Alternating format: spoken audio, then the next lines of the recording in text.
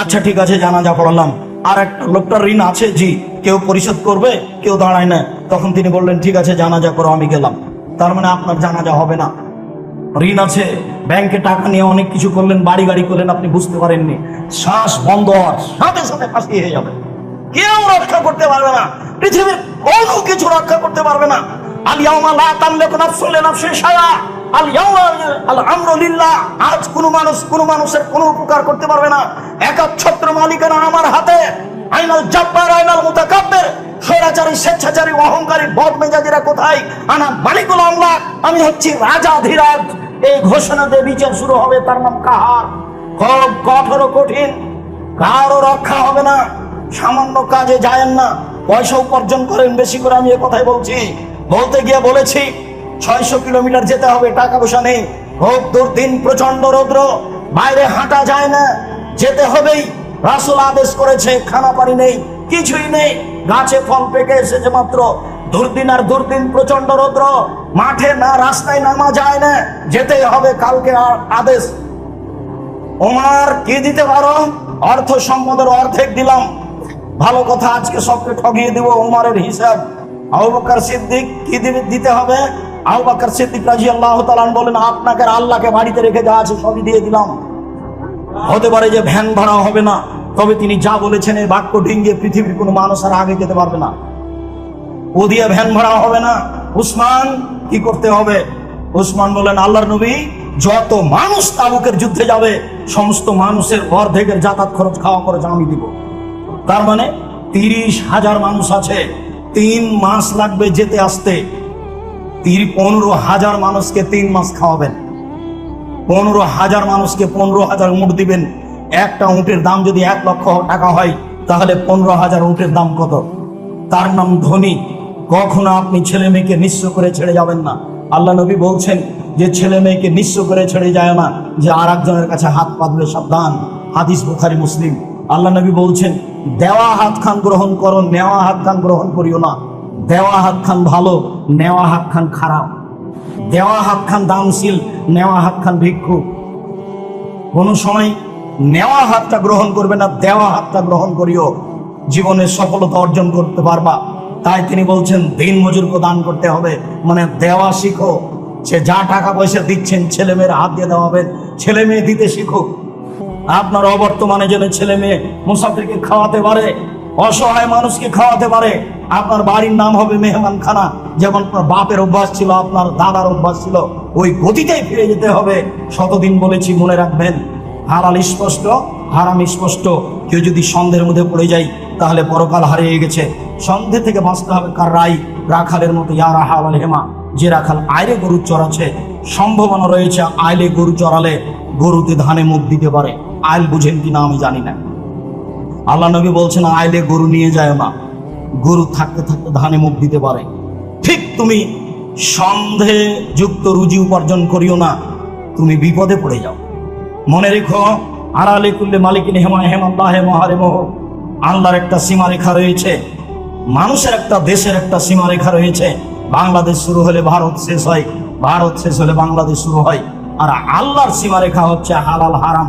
হালাল শেষ হলে হারাম শুরু হয়, হারাম শুরু হলে হালাল শেষ হয়।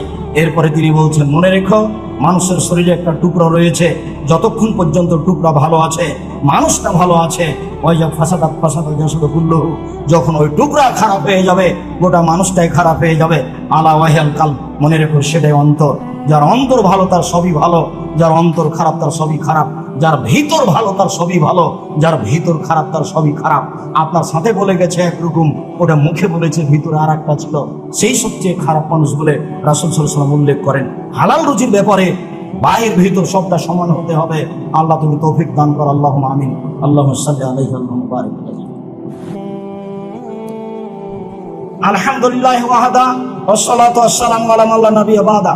আবু হুরায়রা রাদিয়াল্লাহু তাআলা আনহু বলেন, ইয়াতি আলান নাসি জামানুন, মানুষের উপরে এমন একটা সময় চলে আসবে, মানুষ বিবেচনা করবে না উপার্জনের সময়, আমিনাল হালাল আমিনাল হারাম, এটা বৈধ না অবৈধ। তার উপার্জনের ব্যাপারে কোনো বিবেচনা থাকবে না, চিন্তা ভাবনা থাকবে না। এই হাদিসটা আবার বুখারী মুসলিম এইভাবে এসেছে। আনাস রাদিয়াল্লাহু তাআলা আনহু বলেন, রাসূল সাল্লাল্লাহু আলাইহি ওয়াসাল্লাম বলেছেন, লাল ফাকর আকশা আলাইকুম, তোমরা দরিদ্র হয়ে যাবে এ ভয় আমি করি না। আমার উম্মাত দরিদ্র হবে এ ভয় আমি করি না। আমার উম্মাত ধনী হয়ে যাবে এ কথাই ঠিক, কেউ ভিক্ষে নেবে না সেদিন চলে আসবে। তবে আমার ভয় হচ্ছে যে বসে তালাইকুম দুনিয়া কামা বসে মান কানা কাবলাকুম, তোমাদের সামনে পৃথিবী উপার্জনের প্রযুক্তি তুলে ধরা হবে। দেখা যাবে প্রযুক্তি আর প্রযুক্তি, টাকা আর টাকা। তখন তোমরা এইসব টাকার পিছনে পড়ে যাবা। তুহলে কুকুম কামা হালাকাত হুম, তোমাদের এই টাকা তোমাদেরকে ধ্বংস করে দিবে, যেমন পূর্বের মানুষকে ধ্বংস করেছে। তারাও এইভাবে প্রতিযোগিতার উপার্জনে রেগেছিল, এইভাবে মেশিন টিপলে রাতে রাতে টাকা।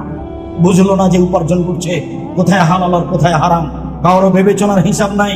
টাকা জমা হচ্ছে এটাই তার মাথায় আছে, ব্যাংকের খবর তাই, এমনি উপার্জন তাই, ইন্স্যুরেন্সে চাকরি করে কত ব্যবস্থা উপার্জনের, আপনি হিসাবই পাবেন না। 10 বছর পরে আরো উপার্জনের কত পন্থা খুলে যাবে। আমি বলিনি এই কথা, হাদিস বুখারী মুসলিম।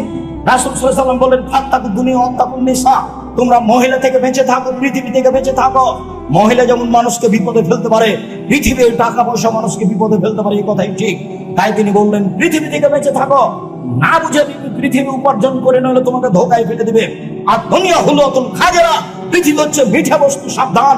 একলাল বারল ফাজর, ভালো মানুষও খায় মন্দ মানুষও খায়, অতএব বিবেচনা করে খাও। ধনী হও তাতে আসে যায় না। বৈধ ব্যবসা করতে গিয়ে যদি কোটি টাকা জরিমানা লাগে তা লাগুক। স্টিমার এসে চট্টগ্রামে থেমেছে, যদি আজকে মাল নামাতে পারি তাহলে জরিমানা লাগবে না, আর যদি কালকে নামে তাহলে রাতে 50,000 টাকা জরিমানা লাগবে সকালে। কিন্তু যার সিগনেচারে নামবে, আমি বলছি একটু সিগনেচার করে দেন, ও বলছে 50,000 টাকা লাগবে। আপনি দিয়ে করেন, আপনি তখন মাজলুম, কোনো সমস্যা নেই। আমার ব্যবসা বৈধ ছিল, ঠিক মতো এসেছে, কিন্তু ও সিগনেচার দেবে না, ও জানেন আমি মাজলুম, ও ধরা খাবে, আমি ধরা খাবো না। আমার পৈতৃক সম্পত্তি খাজনা দিতে গিয়ে আমার কাছে বেশি টাকা নিচ্ছে, নইলে আমার পৈতৃক সম্পত্তি হারিয়ে যাবে। আমি মাজলুম, যে নিচ্ছে সে জালেম জবাব দিবে। আপনি টাকা দিয়ে পৈতৃক সম্পত্তি রক্ষা করেন, তখন আপনি জালেম নন, তখন আপনি মাজলুম। সম্মানিত দিনী ভাই বোন, বিবেচনা করে উপার্জন করতে হবে, নইলে পরকাল হারাবে।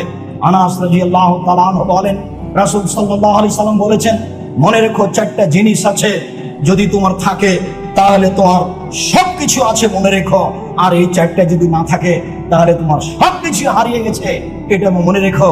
4টার একটা হচ্ছে ইফাতুন ফিতু আমাদের বৈধ রুজি। বৈধ রুজি যদি থাকে সবকিছু আছে, ইহকাল আছে পরকাল আছে। আর যদি বৈধ রুজি না থাকে তাহলে সব হারিয়ে গেছে, ইহকালও গেছে পরকালও গেছে। বলছিলাম সম্মানিত দিনী ভাই বোন, বৈধ রুজি, রুজি যদি অবৈধ হয় সবকিছু হারাবে, কথাই ঠিক। জাবের রাদিয়াল্লাহু তাআলা আনহু বলেন, রাসূল সাল্লাল্লাহু আলাইহি সাল্লাম বলেছেন, কুল্লু লাহমিন নাবাতা মিনাস সুহুদে কানাতিন নার আওলা বিহি, যে শরীর হারাম উপায়ে বাড়ে তার জন্য জাহান্নাম যথেষ্ট।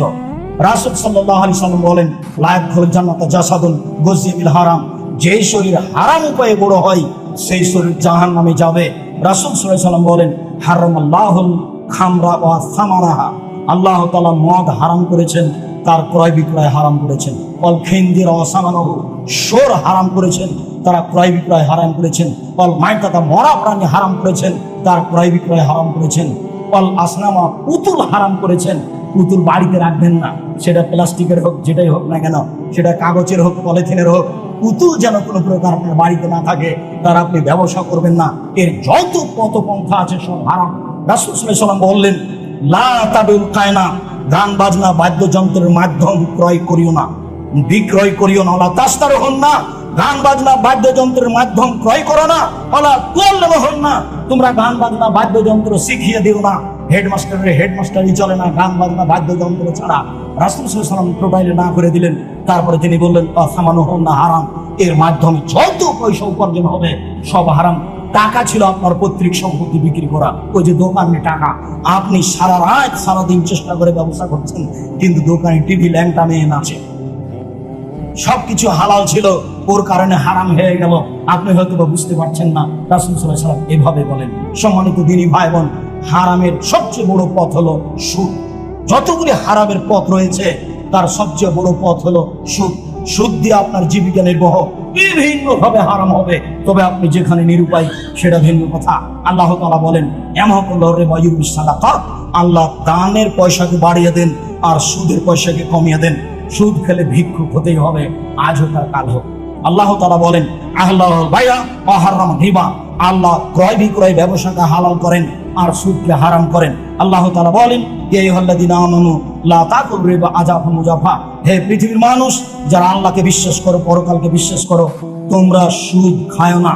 আল্লাহ তাআলা বলেন ইয়া আইয়ুহাল্লাযীনা আমানু তাকুল্লাহ, হে পৃথিবীর মুসলিম পুরুষ নারী তোমরা আল্লাহকে ভয় করো, যারু মা বাকিয়া মিনার রিবা, যত সুদের লেনদেন আছে সব ছেড়ে দাও, সুদ হারাম।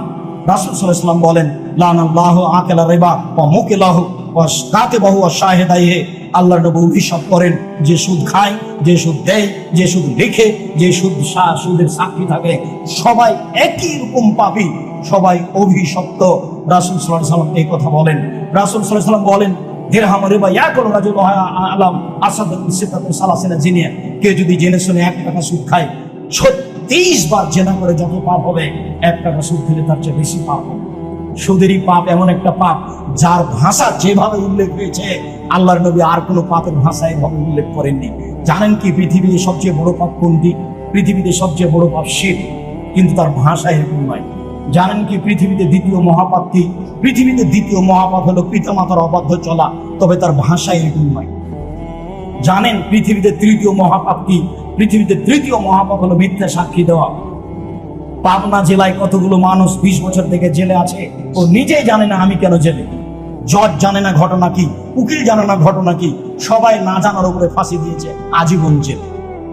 ও নিজেও জানে না আমি কেন জেলে, ঘটনার দিন তো আমি রং করেছিলাম, আমি কিভাবে অপরাধী বুঝতে পারেননি। রাসূল সাল্লাল্লাহু আলাইহি ওয়াসাল্লাম বলছেন পরিস্থিতি এরকমই হবে। মিথ্যা সাক্ষী, এমন সাক্ষী লোকটা বলছে আমি তাকে 2 চোখে মারতে দেখেছি, জজের সামনে বলছে, অথচ বলছে যার কথা ও সেদিন রং করেছিল। বুঝতে পারছেন না মনে হয়, কারণ মিথ্যা সাক্ষী এটা হলো পৃথিবীতে তৃতীয় মহাপাপ। মানুষকে হত্যা করা পৃথিবীতে 4র্থ মহাপাপ। এখনো আপনার সুদ আসেনি সিরিয়ালে, তাহলে সুদ মহাপাপে কথা ঠিক, তবে সিরিয়ালে অনেক পরে। এরপরও তার ভাষাগুলি কেমন দেখুন। রাসূল সাল্লাল্লাহু আলাইহি ওয়াসাল্লাম বলছেন কেউ যদি জেনে শুনে 1 টাকা সুদ খায়, তাহলে 36 বার জেনা করে যত পাপ হবে, 1 টাকা সুদ খেলে তার চেয়ে বেশি পাপ হবে। কই এমন ভাষা তো শিরকের ব্যাপারে বললেন না, কই এমন ভাষা তো বাপ মাকে গালি দেওয়ার ব্যাপারে বললেন না, কই এমন ভাষা তো মিথ্যে সাক্ষীর ব্যাপারে বললেন না, কই এমন ভাষা তো মানুষকে হত্যা করার ব্যাপারে বললেন না।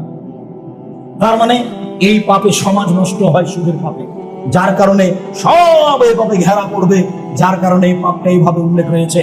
রাসূল সাল্লাল্লাহু আলাইহি ওয়াসাল্লাম বলেন আর রিবা সাবুনা জুজান আইসারা উম্মাহু, সুদের পাপের 70টি ভাগ রয়েছে। ছোট ভাগ হলো মার সাথে জেনা করলে যেমন পাপ হয়। এবার কি দিয়ে আপনাকে বুঝাবো সুদ কি জিনিস? অথচ প্রায় মানুষই সুদের সাথে জড়িত। কিস্তি না হলে আপনার দিন চলে না। আপনাকে আমি ভিক্ষা করে খেতে বলিনি, তবে ভিক্ষা করে খাওয়া যায়, কিস্তি তোলা যায়। আমি কোনোদিন কাউকে ভিক্ষা করে খেতে বলিনি। ভিক্ষা করা কাজ ভালো নয়, কেননা ওটা এইভাবে নিতে হয়। কোনটা? বাড়ি থেকে বের হবেন তার আগে মাকে বলে দিবেন, বোনকে বলে দিবেন, স্ত্রীকে বলে দিবেন, শোনো বাড়ি থেকে বের হওয়ার সময় আমার পকেটে 50টা খুচরা টাকা দিও, 10 টাকা 20 টাকা দিও। ভিক্ষুক চাইলে খালি দেখি 500 টাকা নোট, তখন বলি মাফ করো, মাফ কর। ও কত অপরাধ করেছে, দিন রাত মাপ চাচ্ছেন কেন? এত হিসাব কেন? আজ থেকে অনুরোধ জানাচ্ছি, আর কোনোদিন বাড়ি থেকে বের হবেন না খুচরা টাকা ছাড়া। পকেটে যেন খুচরা টাকা থাকে জরুরি ভাবে। এই যে একটু পরে কোটাটা সামনে দিয়ে ঘুরবে, তখন দেখবেন যে গোটা টাকা আছে 500 টাকা, কেমনে দিই? তখন ধীরে কোটাটা পাশে করে দিতে পারবেন না কিছু। কেন? বের হওয়ার সময় 10টা টাকা পকেটে ছিল না, 20টা টাকা 50টা টাকা পকেটে ছিল না। জরুরি অনুরোধ, শুধু অনুরোধ নয়, আপনি দিনী ভাই হিসাবে জরুরি আদেশ আপনার স্ত্রীকে বলে দিবেন, আপনার মাকে বলে দিবেন, আপনার বোনকে বলে দিবেন, শোনো আমি যখন বের হবো ব্যাগটা হাতে করে, তখন আমার পকেটে 50টা 200টা একটা খুচরা টাকা দিয়ে দিও। যত ফকির আসবে আমি যেন 10টা টাকা দিতে পারি।